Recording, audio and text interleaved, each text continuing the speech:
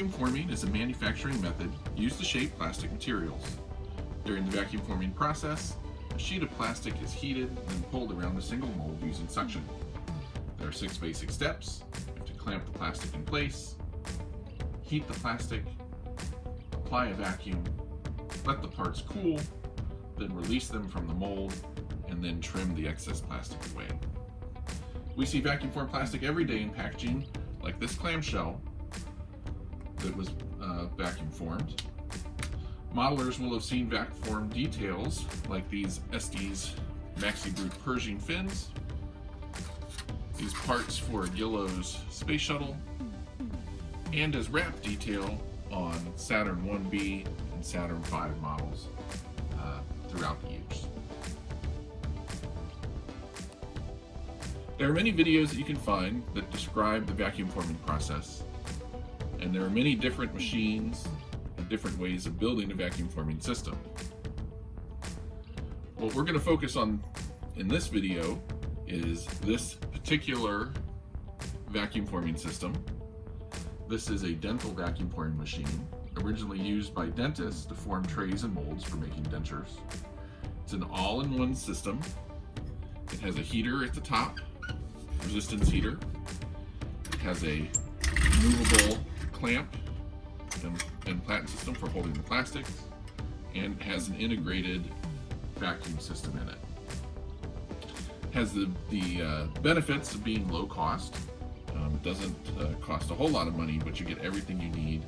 There's no need to build anything. There's no need to source a heating system, source a vacuum system, or anything like that.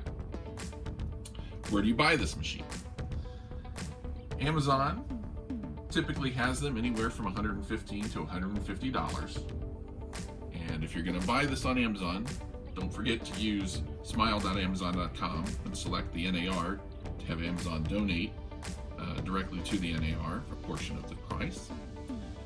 Micromark, which is another modeling website, typically has these on sale around the $149 mark. Sales do come up from time to time. The material in this talk was first shared as posts on the NAR Facebook group in response to a sale at Micromark where the machine was marked down to $125. One of the things that interested me about this system was the ability to vacuum form nose cones for FAI competition models. We needed lightweight but sturdy cones and a way to make them that wasn't labor intensive or took a lot of time for epoxy to cure or fiberglass to lay up. The other thing that was really nice about this model is the all-in-one nature. There was no need to build things. There are some limitations to this model. Because the draw, how far that the table that holds the plastic moves, is relatively short, the distance between the heating element and where the vacuum happens. The most you can probably mold successfully is about a 65 millimeter mold. That would be enough to do most nose cone shapes, although very large shapes and long shapes would require some, wouldn't be suitable for this machine, would require a different type of machine. There are a couple of different plastics that you can use for forming nose cones or other detail parts with the system. Styrene is probably the easiest to find, and it's relatively cheap.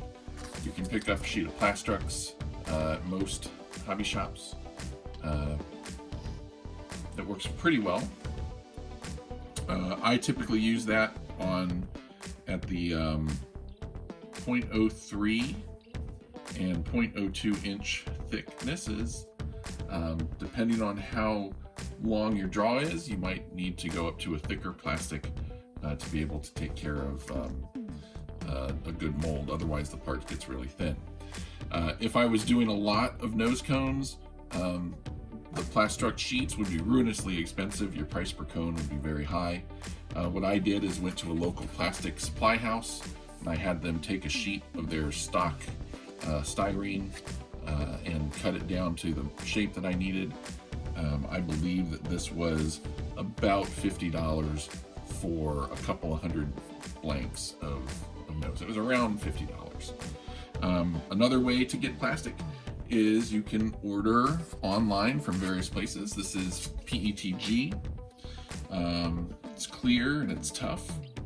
It's not as rigid as styrene, but it does allow you to do things like I've painted spray paint on these so I have a nice color to my nose cones when they get molded. The color ends up being on the inside, much like an RC car body. Works really well with my shorter nose cone forms, and we'll talk about that as we start doing some examples later on. And then another place where we found plastic is at the grocery store. These are sections of square plastic cut out of plastic plates. You might have to try a couple of different brands or a couple of different stores. Again, you mold it with the shiny side out, so you get a nice shiny cone. This plastic, it's already been thermoformed once. That's how they make the shape, is it's been heated and drawn over a mold. So basically you're just realigning the plastic and getting it ready to mold again. You notice I have a time written on this sheet. This is my sample size and my pattern. I know that after using this machine for this plastic, I need to let the plate heat for about 9 seconds after it stops moving around. It kind of loses its shape, and then 9 seconds and then pull. Any more and you risk burning through the plastic, any less you don't get a really good pull. So it's important to kind of experiment with your plastics in your machine to figure out what's going on. I'll show you a little bit later on what I do for the individual sheets with this machine and the molds that I'm making, and we'll talk about how you kind of know when to pull the plastic off. For your forms, when you're making something with a vacuum pouring machine, you need a smooth, solid, and it needs to be capable of withstanding the vacuum pressure. It helps to have an air channel from the base of the mandrel all the way to the tip to help release the part from the mold. It helps if it's metal. These are aluminum mandrels that were turned by machinists.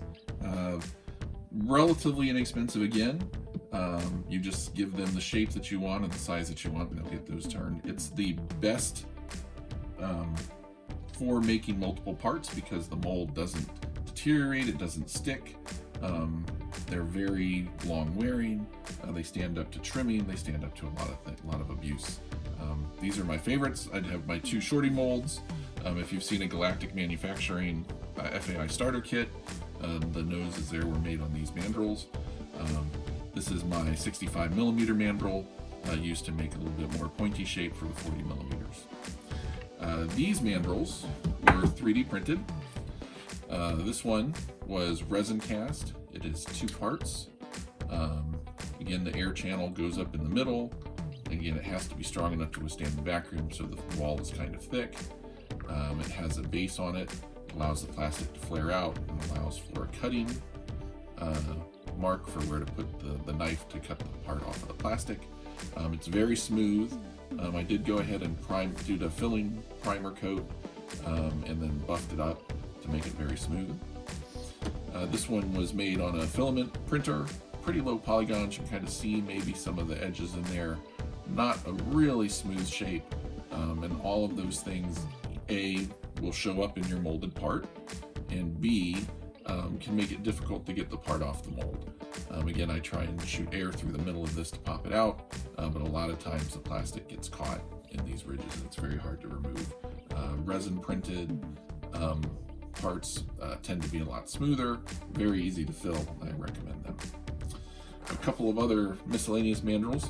This is a steel mandrel that does not have a hole that goes all the way through. So for this one, it's necessary to do something like coat the part or dust the mandrel with some talcum powder before molding. That helps with putting some air around the edges to get it out there. This is a 30 millimeter diameter mandrel. This is a cast resin copy of one of the 45 millimeter mandrels. Again, it's very smooth. Doesn't wear quite as hard as the aluminum mandrels, and I do have sometimes a hard time getting parts off of this one, so again, dusting it with talcum powder helps. And then this is a wood mandrel. This was originally used to make fiberglass and resin cones, but in a pinch, again with a very smooth surface, with a way to get air in between the part and the final mold. Little talcum powder has a ridge here that was originally there to hold rubber bands to make the fiberglass ones, but that can be used as a cutting surface. This works as well. So you have options when you're making your mold. One of the big things that you need to pay attention to is your parts, whatever your master is, it can't have any undercuts. If there's an undercut, the plastic can't release the mold, and you've got a plastic encased mold. There's no way to get that out. It just can't go underneath an edge or an angle. So all of my mandrels are either flat bottomed or they flare outwards at the bottom, again, to keep the plastic away and not do any crimping around. And you'll see some examples of that as we go into some of the forming demonstrations. So I mentioned that there was a little bit of trial and error that you kind of have to go through as you learn your machine and get it set up. So I'm going to give you a little bit of the hints that I've done with this machine to kind of shortcut it if you want to do this sort of production. Vacuum forming is really more, it's kind of an art versus science. Yeah, you have to hit a certain temperature so that the plastic will melt. You have to provide enough vacuum for the part to mold. You have to do your shape right on your mandrel so that you don't trap the part on the mold. But once you get into working with the plastic, the machine will heat up as you're forming. So there'll be heat soak in the heat, so it doesn't take as long once everything gets up to temperature for the plastic to reach forming temperature. Your mandrels will warm up as you are using the system. So the properties of the plastic as it draws down around the mold are going to change. So you kind of have to adjust things as you go.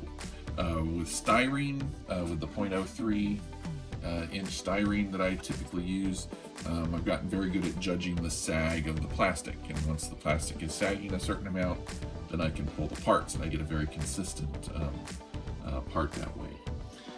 Using the plastic plates, as I mentioned before, you kind of have to time, once the plastic stops moving around, a certain number of seconds and then pull, so that you're not overstretching the plastic and you end up with a very thin, unusable part. With PETG, again, it's kind of a sag, but it's more of a sag than the styrene. So as you use each one, you'll get to know it. When I'm doing production runs, I use 2 mandrels. So I'm forming one, I take it off of the machine, swap into a new mandrel, a new piece of plastic. As the plastic's heating up, I can remove the part from the existing mold, or from the previous mold. By that time, it's pretty much time to pull and form the second part, pull this one off, get the next mandrel in, get the next piece of plastic loaded, and as you're swapping it off, the mandrel heats up and things change. Again, with the thinner plastic, like the plastic plate, it's a little more critical following that and trying to figure out where your sweet spot is. Take a lot of notes is my advice.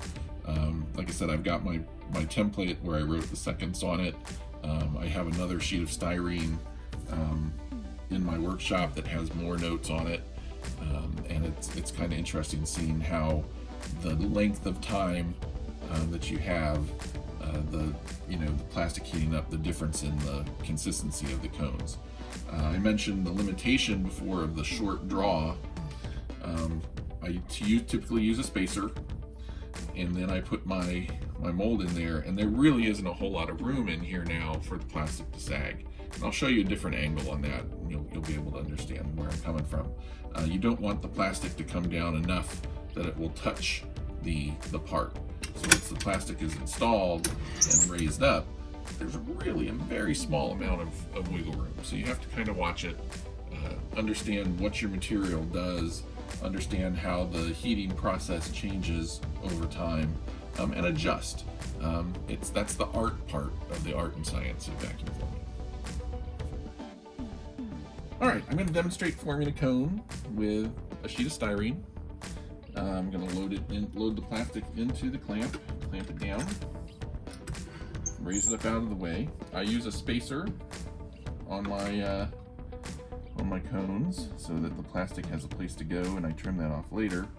And you'll notice, again, like I said, there's not a whole lot of room between where the plastic is being held and the nose cone as it's heating up. As the plastic heats, it's going to sag a little bit, so you want to kind of take a look from the side. You'll be able to see that. And then as the plastic is getting ready, it starts to kind of morph a little bit, and I'll change the angle for the next one so you get a chance to see that. But the plastic kind of bubbles and ripples as it's kind of feeling the heat and losing its rigidity.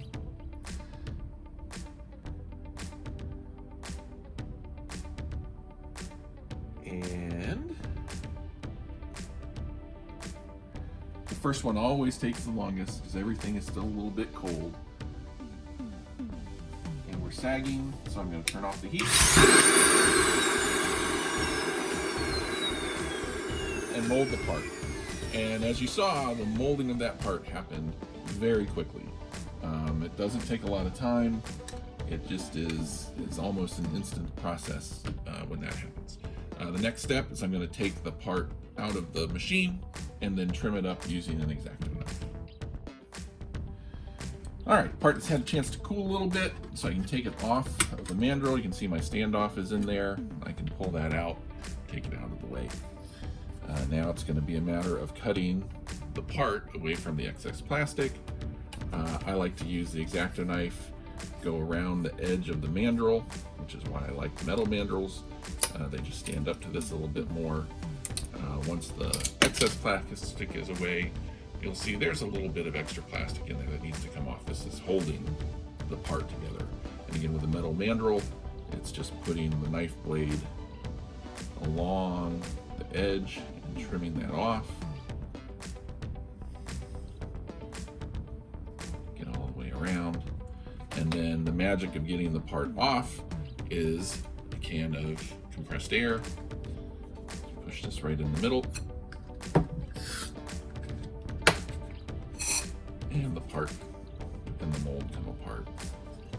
And so now you have a vacuum formed part, nice and smooth, and you have your mandrel ready to go for the next sheet.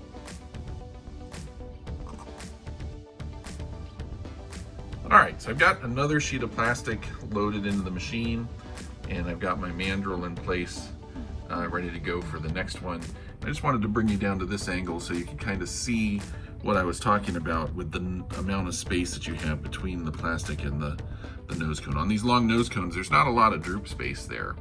And that droop space is what allows you to get in and have the plastic kind of thin out before you form it.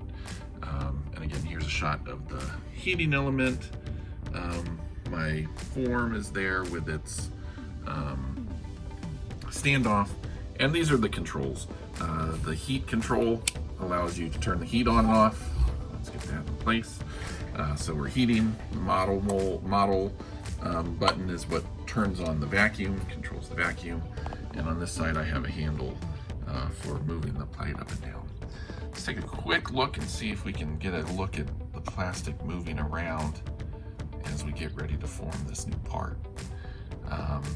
So like I said, the plastic is heating up. It sort of ripples. I like to use the term bacon, especially when I'm talking about the plastic plate parts, because it kind of moves around a lot more. You can see it's starting to droop down in the middle, and so we'll need to mold this part. All Alright, for this demonstration I have switched over to my short cone and changed the angle a little bit so you're looking up into the workings of the machine. Go ahead and turn on the heat, and that will start to get the plastic heating up. What we're going to notice on this one is because the distance between where the plastic starts and where the part is going to be a little bit different up here. We'll have a little bit more sag in the plastic, and you should be able to see the center of that plastic sag. And again, this is one of those things where I kind of watch it and kind of look at it. I don't really want the plastic to sag much more below this bottom layer of the clamp, because then you end up getting a little bit close to the part. I'll just adjust where that sits.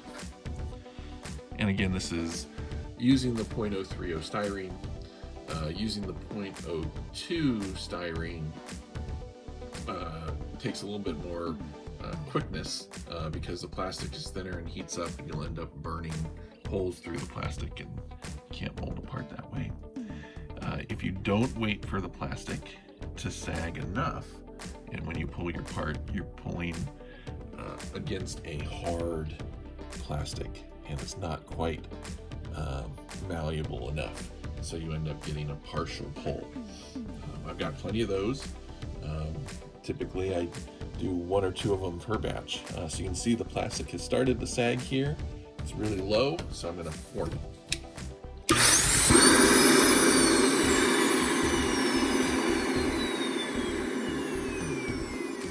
Now we have a formed part, and we'll let it cool down and pull it off the same way that we pulled the long part.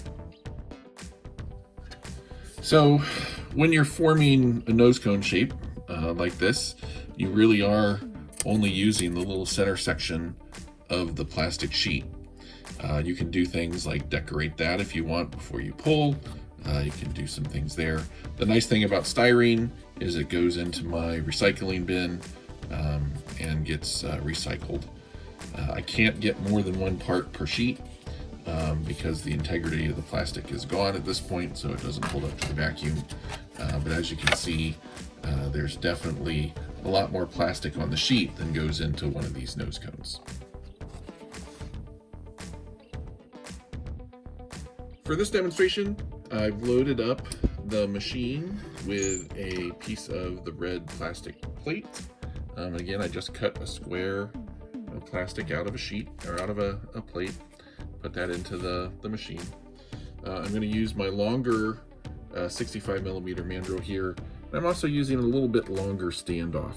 The plastic doesn't droop as much as we're getting ready to, you'll see in this next one. So I basically have the longer standoff, just kind of make sure we're tucking the plastic around the square edge of the mold to help form better nose cones out of the plastic.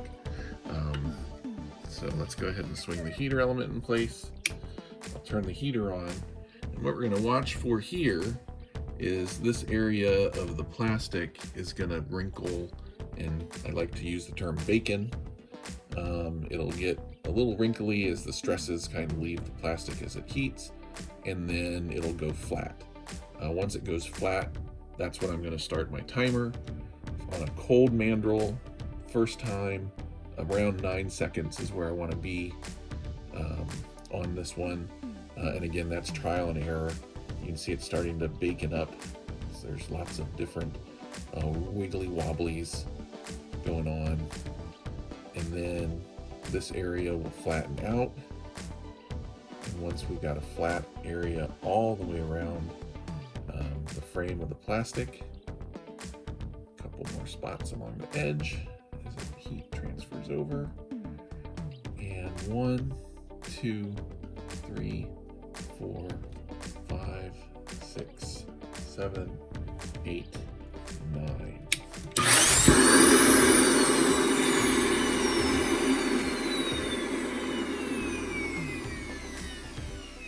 Usually I try and use a stopwatch for that. I didn't have one handy as I'm filming, so this is the part that we got. It looks pretty good. One of the things that I can tell is it's a little thinner here. I can see kind of a silvery sheen through it. Let's take this one off the mandrel and see what it looks like. All right, let's get this out of the machine. And the process is going to be very similar to what we saw with the styrene. I'll take my standoff out and I'm going to trim this excess plastic. This plastic is a little more brittle than the thicker styrene. It's just thinner, one of the properties of styrene. So I'm going to be a little bit careful because I don't want cracks to propagate up the side of the part as I'm trimming away the plastic. So now I'm just going to come in and again with my knife and trim off that excess plastic that's holding the part to the mold.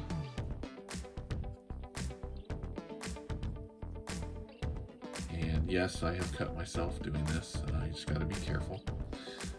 You want to trim away any little bit that might catch, and then using your can of air, pop the part off at the end. So this part is a little soft right around here. I probably let it go a little bit too long with my counting out my numbers. But one of the things that we can do is weigh these different parts, and we've kind of found that with the plastic parts, anything around a 1/7 of a gram, 7/10 of a gram, that's going to be nice. The styrene ones come in at around 1 to 1.3 grams, 1.5 grams, depending on how it goes. So you really get a weight savings for events like streamer, where you don't need to have as much mass in the model, but the other cones are great for events like parachute, where you're not limited by your mass as much, or in helicopter where you need the cone to stand up to the ejection charge and holding the rotor blade systems. So here I have my little scale. I'll weigh one of our nose cones that we did previously, 1.48 grams, so that one's pretty good. This one came in 1.59, a little heavier. I probably didn't let the plastic sag quite enough for that one. And then these are some of the styrene plate, the plastic plate, 0.52 grams. This one is probably a little bit light to use with Estes motors. Might do okay with an A2 or an A1 at European competitions. Let's take a look at that one. 0.6, that's right on the edge. We probably want something that's more like a 0.7, 0.68. Those would be ones that were really nice to be using. And the reason why is the aerodynamic forces acting on the cone.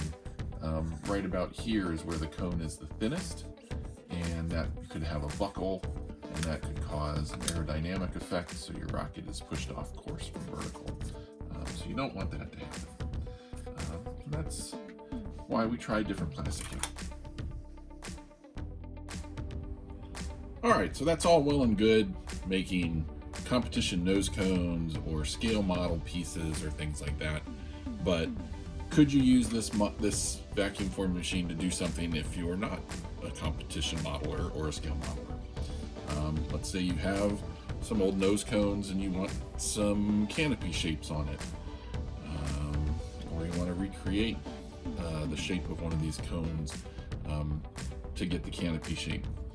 You can go ahead and make 3D printed molds, or carve a model, or even use an existing nose cone and create canopy shapes. So this is a nose cone that I 3D modeled, and I vacuum formed over top of it to create a canopy that I can then put on another nose cone. So if I want to have a sci-fi looking model that has a canopy shape on it, or I want to replicate something like a fighter jet sort of looking model, I could do that again using the form. I could have also taken the mold, the impression I made, the actual part, turned it over and poured resin in it and created copies that way as well.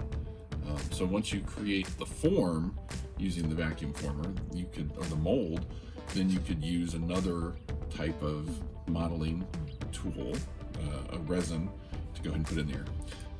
What I'm going to show you now is I'm going to go ahead and mold the canopy portion of this nose cone. I'm not going to be putting it vertically in the mold. I'm going to put it horizontally in the mold. And I have these little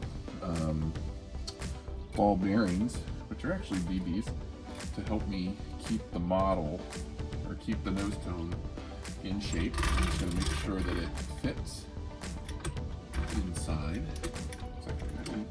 Looks like that'll fit. We'll start the heat, and we'll give this a mold.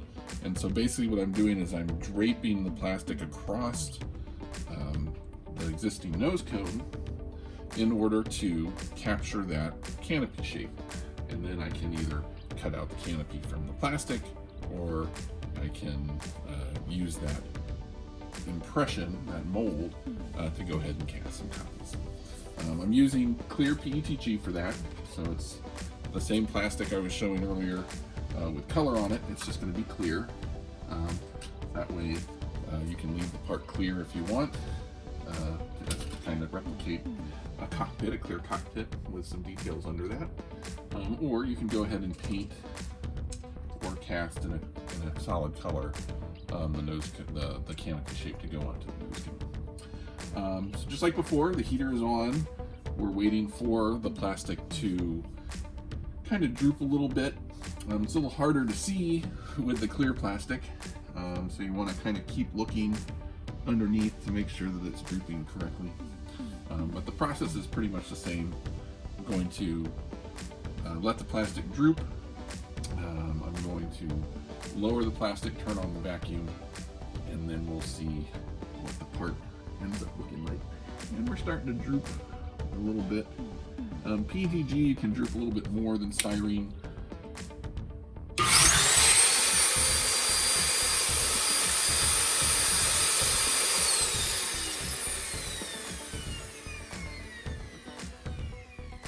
Now I don't have to get the part to completely mold all the way around, because all I was interested in was getting this shape, this canopy shape. So you see the plastic didn't form all the way around the piece, but that's okay for this application. Pull the part out, and so now I have a clear copy of that nose cone. What I can now do, move this out of the way. I could either, like I said, use this as a mold to pour casting resin into, or I can mark out where the shape needs to be cut and cut out the clear plastic shape to add to another nose cone. Looks like I didn't do a really good job there, but so now I have a part that I could cut out of this plastic and be able to glue onto another nose cone. So if I just wanted that section, I could do that. And that's how you can use the former to do things other than competition or scale up.